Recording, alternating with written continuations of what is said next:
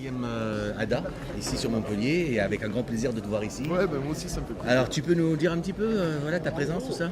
Écoute, moi je fais partie du pôle médic, voilà, on organisait tout ça, on est très très content en tout cas du déroulement de ce moment, ça se passe plutôt bien.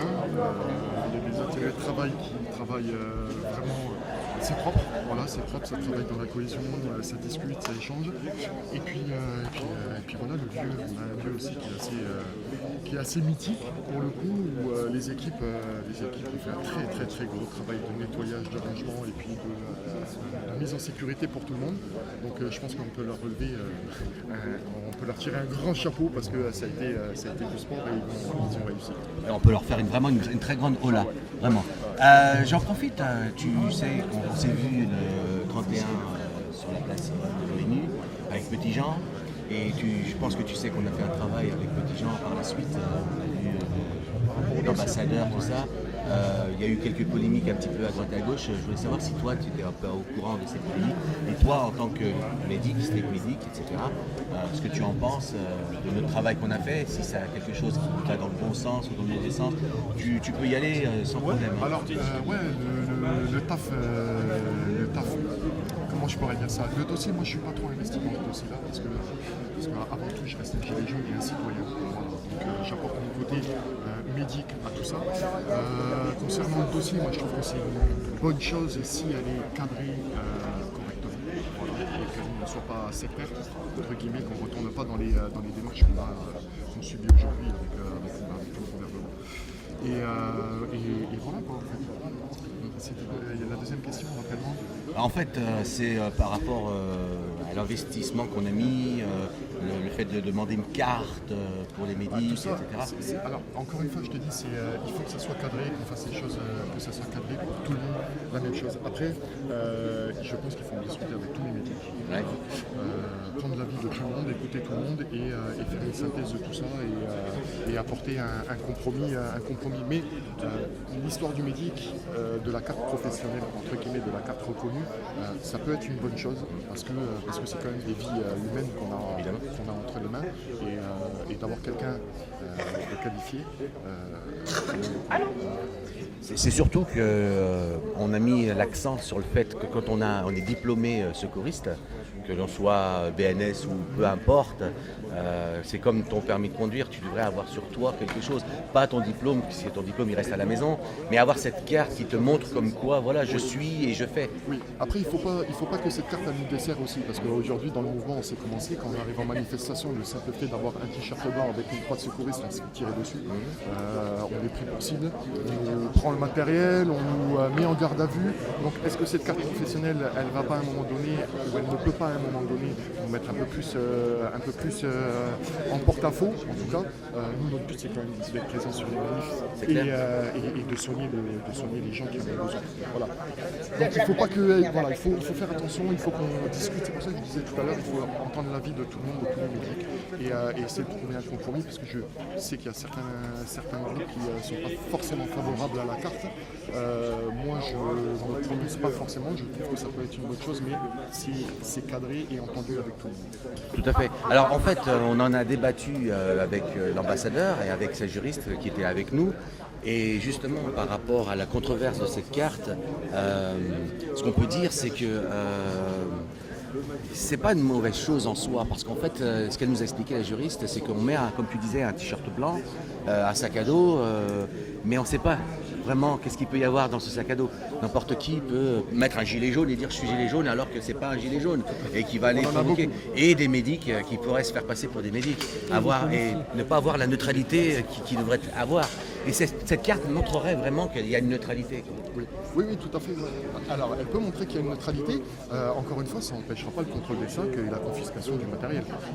Voilà, parce que même aujourd'hui, pour ma part, ça m'est pas arrivé, mais j'étais présent. Je suis parti en manif sur Paris. La personne a un masque à gaz parce qu'elle est asthmatique. Voilà, elle a son ordonnance d'asthme. On lui a pris son masque à gaz, on lui a pris sa ventoline et on lui a dit si vous êtes asthmatique, il faut rester à la maison. Donc encore une fois, la carte, elle n'empêchera pas la saisie du matériel ou le contrôle du matériel ou voilà. il faut que l'État joue le jeu. Voilà. C'est Mais ça. aujourd'hui, le problème, c'est que l'État n'applique pas ses propres lois elles-mêmes. Donc je ne pense pas que ça puisse apporter une grande valeur, en tout cas, ou en tout cas une sécurité pour les médics sur le terrain. En fait, ce qu'il faut mettre en avant, c'est que cette carte, elle fera preuve d'une certaine déontologie. La déontologie entre la force de l'ordre et celui qui détient cette fameuse carte. Pourquoi? Parce que celui qui a la carte, qui est secouriste, il n'a rien à se reprocher. Et effectivement, il y a une fouille du sac. Voilà, moi, je suis secouriste, à mon nom, j'ai mon matériel. Voilà mon matériel, il est là. Tu vois bien que dedans, c'est du matériel qui sert pour asservir le blessé. Et toi, dans l'occasion, puisqu'on est neutre et on salue tout le monde, tu n'as aucune raison de nous confisquer notre matériel, puisqu'il y a une légitimité quelque part et une déontologie. Alors, je vais te donner la réponse qu'on m'a faite, personnellement, et ça c'était un CRS qui m'a dit. Si vous, les médics, vous ramassez pas et vous soignez pas les mecs qui sont au front, eh ben, il n'y aura plus personne. Donc, c'est vous qui prenez en premier, comme ça, vous ne soignez pas ceux qui sont en face de nous et on arrivera à avancer. Donc en fait, c'est faire peur aux gens, plus de soins, plus de secours, plus rien, comme ça les gens ne se sentent pas en sécurité, ils viennent plus Aujourd'hui, les manifester. gens ils reviennent parce que les gens reviennent en manif, parce que déjà il y a la colère qui est extrêmement légitime. Voilà, les gens ils reviennent pour ça, mais ils reviennent aussi parce qu'ils savent qu'ils ont des médics derrière qui vont pouvoir assurer leurs soins s'ils ont un problème. Voilà. Aujourd'hui, c'est vrai qu'en discutant avec beaucoup de gilets jaunes, s'il n'y a pas de service médic, c'est ça, c'est pas qu'ils viendront plus, mais en tout cas, ça peut leur poser, ils peuvent avoir un peu plus. L'État, le gouvernement demandait aux hôpitaux de ne pas inscrire les gilets jaunes. Donc je pense que, de ne pas prendre en compte déjà les gilets jaunes, de répertorier les gilets jaunes qui étaient blessés et qui se présentaient en tant que gilets jaunes. Et je pense qu'il y a eu une volonté à un moment donné derrière tout ça de cacher certaines blessures, certains blessés. Et aujourd'hui, il y a un rapport qui est sorti, un rapport anglais qui a été fait et reconnu officiellement, avec 9 éborgnés depuis le début des manifestations depuis 2018. Voilà. Donc je ne sais pas où est-ce qu'ils ont D'où viennent trouvé. ces chiffres? Donc visiblement ces chiffres, ils auraient été atteints suite à une enquête nationale France sur l'ensemble des CHU de France. Alors là aujourd'hui on en est à 27, puisque dans les 27 éborgnés, il y a eu aussi le jeune de Clichy-sous-Bois il y a 15 jours, je crois, ou la semaine dernière, et il y a eu aussi le pompier. Lors de la manifestation des pompiers à Paris, qui lui aussi a pris une grenade de désencerclement et qui aujourd'hui a perdu son œil. Ce qui est même d'autant plus étonnant, c'est que la semaine d'avant, ce sont eux-mêmes les fonctionnaires qui ont fait leur propre manifestation. Là, on n'a pas dénoté de Absolument pas. Absolument Sérieux? pas. Il n'y a pas eu de débordés, il n'y a pas eu de tir de LBD, il n'y a pas eu, tout simplement parce qu'il n'y a pas eu la même répression et les mêmes forces de l'ordre qui étaient sur place pour les encadrer. Voilà, avec certains passe-droits qu'on a pu voir aussi sur certaines images en direct. Ça amène à faire monter encore un peu plus la colère et la division entre le peuple français et le gouvernement et ceux qui tirent toutes les décisions. Aujourd'hui, on en est arrivé à avoir, malheureusement, il y a quelques années, on applaudissait nos polices, aujourd'hui, on ne peut plus l'avoir. Voilà, on ne peut plus l'avoir. On en est tous là à perdre notre travail et on va y arriver. C'est juste une question de temps. Si aujourd'hui on ne se bouge pas, si aujourd'hui les gens ne prennent pas conscience que c'est aujourd'hui qu'il faut faire les choses, on sera tous au même niveau dans très peu de temps, c'est-à-dire tous à la rue. Voilà, aujourd'hui au 1er novembre, il y a la réforme du chômage qui prend effet en France. Il va y avoir le mois prochain, à la fin du mois, 300 000 personnes en France qui ne toucheront plus d'aide. Il y a certains policiers qui se sont mis en arrêt, qui ont refusé les ordres, qui ont eu énormément de problèmes, il faut le dire aussi. Voilà. Et pour ceux qui restent aujourd'hui, pour moi, ce ne sont pas des gilets jaunes et ils choisissent d'être là. Mais c'est pas non plus vos ennemis. Il ne faut pas se tromper de camp. On se trompe pas. C'est une question difficile. C'est une question difficile parce que il y a un an, dans les revendications, la violence policière, elle n'existait pas. Aujourd'hui, elle existe parce qu'on essaie d'écraser nos revendications. Donc, est-ce que la police est nos ennemis? Non, mais en tout cas, elle est une barrière à notre mouvement et à la direction dans laquelle on veut la prendre. On disait justement en off, tu le disais juste un petit peu avant qu'on soit coupé, que la police, avant on en était fier, on l'applaudissait, on lui disait merci. Mais il faut quand même assez faire le distinguo entre ceux qui sont dans la rue et qui font de la répression, comme on le voit depuis maintenant quelques mois, et ceux qu'on a remerciés, ce sont des brigades bien particulières. Ça, on ne le dit pas. Quand ces gens nous pointent du doigt en nous disant bah, « vous nous dites plus merci », bah, il faut leur répondre certaines choses réellement, là, dans la réalité, qui ils sont eux et qui sont ceux qu'on a remerciés. Bien sûr, alors effectivement, comme tu dis, il y a quelques années, on les a remerciés chaleureusement et parce que ça le méritait, voilà, par rapport aux attentats, aux actes des attentats, ça le valait vraiment. Aujourd'hui, parce qu'ils ont essayé de défendre le peuple, ils défendaient le peuple et le territoire français. Aujourd'hui, tout est inversé. En fait, ils sont plutôt là en mode taper sur le peuple pour que le peuple se taise. Donc effectivement, il y a des brigades spécialisées, il y a quelques années on les a applaudis et on les a encouragés, mais ce n'est pas eux qui se retrouvent sur le terrain. Voilà, ces brigades spécialisées, elles sont là pour des cas bien précis. Aujourd'hui, les flics qu'on a sur les forces de l'ordre qu'on a sur le terrain, pour la plupart ne sont pas forcément formés au maintien de l'ordre, utilisent des armes avec lesquelles elles n'ont pas été validées. Revenons justement sur le LBD, c'est quand même frappant d'apprendre que beaucoup de policiers qui ont fait usage des LBD n'avaient reçu aucune formation. On leur donne une arme qui est peut-être pas létale, mais qui est très dangereuse puisqu'elle peut griéver les personnes, elle peut tuer dans certains cas. Donc, aussi, ça peut être une arme létale. Les armes, pour moi, ils savent très bien les dégâts que ça fait. Parce que, et encore une fois, sur les vidéos, on peut le voir, quand on entend un fonctionnaire de police tirer dans la tête et dire à voter Bouyaka, Bouyaka, voilà, il sait très bien ce qu'il fait, il sait très bien où est-ce qu'il a tiré, et quand il atteint sa cible, il est content. On ne pense pas que tous les policiers sont à mettre dans le même sac, mais en tout cas ceux qui abusent ne sont pas inquiétés. Et ne le seront pas. Une autre forme de répression, on va dire pseudo-policière, pseudo-gendarme y compris, mais qu'on ne peut pas identifier vraiment comme étant des vraies personnes avec un uniforme. On les a identifiés formellement, ce sont des mercenaires qui ne sont pas des policiers, qui sont payés pour agir en tant qu'usurpateurs de l'uniforme. C'est ça. Donc tu les as vus toi aussi? Moi j'en ai vu, ouais, ça m'est arrivé d'en voir sur Paris, voilà, où effectivement des gars ils parlaient pas français. Voilà, ils avaient un pseudo-brassard police mais ils ne parlaient pas français.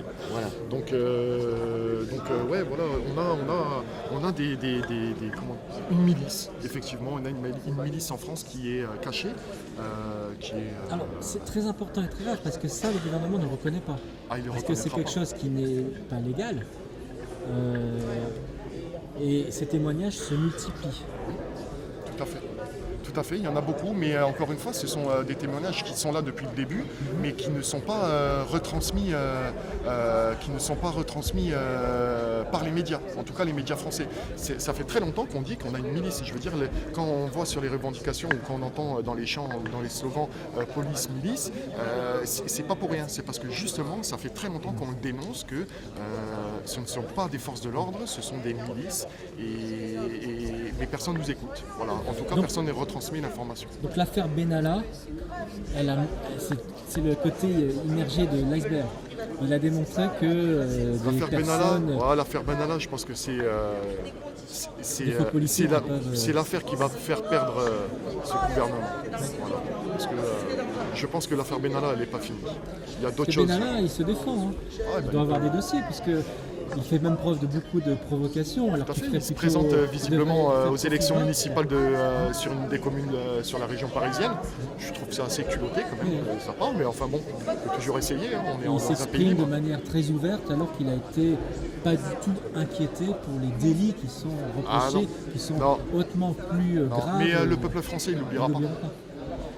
Voilà, le peuple français ne l'oubliera pas, comme il n'oubliera pas toutes les personnes qui ont mutilé, blessé, agressé, humilié les forces de l'ordre, une partie des forces de l'ordre en tout cas, c'est le peuple français, il n'oubliera pas. Parce qu'il y a, par l'humiliation, il y a donc les violences physiques, mais il y a aussi toute la répression judiciaire. Les gens qui se font arrêter, qui ont des peines qui sont très sévères et complètement disproportionnées par rapport à ce qu'ils ont pu commettre. le message est de revenez pas. Ah, le message, il est clairement de la part des forces de l'ordre, ouais, c'est ça, c'est des forces de l'ordre et de la justice, c'est ça, c'est revenez pas. Ils essaient de faire peur par tous les moyens en fait. Mais encore une fois, c'est Pécuniaire pas grave. avec des amendes qu'on distribue. Voilà, le simple fait d'être sur une manifestation qui n'est pas déclarée, vous risquez 783 € d'amende. Voilà, juste. Voilà. Et si vous êtes porteur d'un gilet jaune, c'est 135 € de plus. Donc on peut vraiment dire que au niveau de la Constitution française, le droit légitime et le plus sacré de manifester et de montrer son mécontentement, pacifique ou non, est complètement violé. Il n'existe plus. Il n'existe plus. Il n'existe plus. En France, le droit de manifester n'existe plus. Il est soumis à des règles, il est soumis toujours à un encadrement, il est soumis toujours à une déclaration, il est soumis presque à la validation des images qu'on peut montrer et des textes qui peuvent être retranscrits au niveau télévisuel. Donc non, le droit de manifester, en fait, il n'existe plus en France. On n'a plus forcément le droit à la liberté d'expression. C'est quelque chose qui est devenu, qui est resté sur le papier, mais qui est devenu utopique. Alors ils vont dire si vous avez le droit de manifester à partir du moment où vous avez déclaré, à partir du moment où vous allez à des endroits qui ne gênent personne. Bien sûr, bien sûr. À partir du moment où vous êtes invisible et que vous ne... Ouais, bien sûr, mais encore une fois, le droit de manifester, c'est comme le droit à la parole. Je ne vais pas faire une demande préalable à la préfecture pour pouvoir dire que je ne suis pas content. Voilà, j'ai le droit de dire que je ne suis pas content aujourd'hui, à l'instant T et au lieu actuel. Ça fait partie de la Constitution française, ça fait partie des droits de l'homme, de la liberté d'expression. Je n'ai pas besoin, et chaque citoyen qui est ici n'a pas besoin de demander une autorisation à M. Macron ou à son gouvernement pour pouvoir éventuellement dire son désaccord. On voit en ce moment sur les médias, et pour ne pas le citer BFM en particulier, qui sont en train de marteler en ce moment l'après-crise Gilets jaunes au niveau de Macron, comment il a géré cette crise.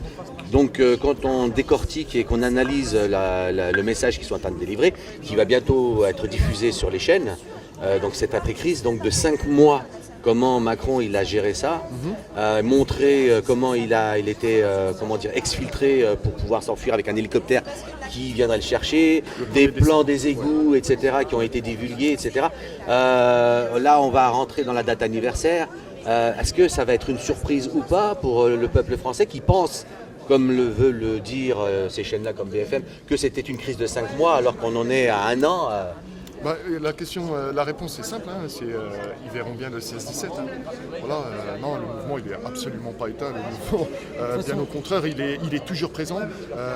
Certaines personnes disent qu'on est moins nombreux. Effectivement, on est peut-être moins nombreux à l'extérieur. Mais encore une fois, le gilet jaune, il est encore bien ancré profondément dans chaque citoyen français, ou en tout cas une grosse partie. Et je pense, encore une fois, ça reste mon avis, que le 16-17, ils vont avoir des surprises. Voilà. Pensant avoir peut-être 15 ou 20 manifestants, parce que généralement c'est comme ça qu'ils nous comptent. Le 26 septembre, ça devait être aussi un grand jour, et puis finalement, ça a été un flop, parce que la police a été très efficace pour masser et empêcher... empêcher toute manifestation, encore une fois, le droit constitutionnel il n'a pas été respecté.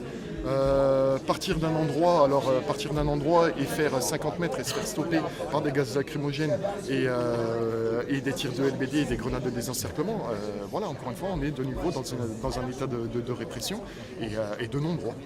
À la fin du mois, 300 000, donc c'est une première vague, 300 000 personnes qui vont être privées de leurs allocations chômage parce que par rapport à cette nouvelle réforme et donc leur seule forme de revenu pour la plupart. Et qui est, comme tu dis, effectivement la seule forme de revenu pour la plupart. Donc là, il va y avoir 300 000 personnes et à terme 1 million de personnes qui vont être impactées par cette réforme. 1 million de personnes actuelles, sans compter les futurs chômeurs qui vont arriver, puisque à un moment donné, malheureusement, il va encore y en avoir.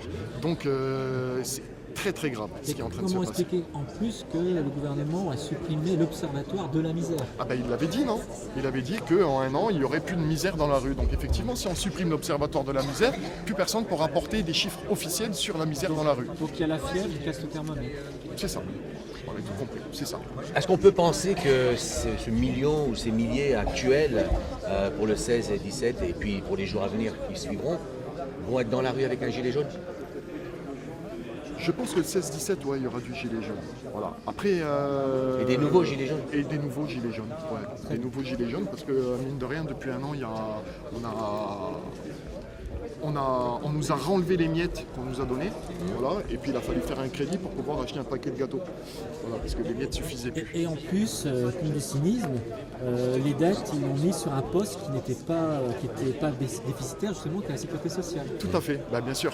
Voilà. Ça justifiera encore Voilà. des Et maintenant, on va économies, encore faire culpabiliser les gens en leur disant que la sécurité sociale et que la santé est en déficit, donc il va encore falloir faire un effort. La faute des gilets jaunes, c'est ça. Voilà, et la faute, bien entendu, des gilets jaunes.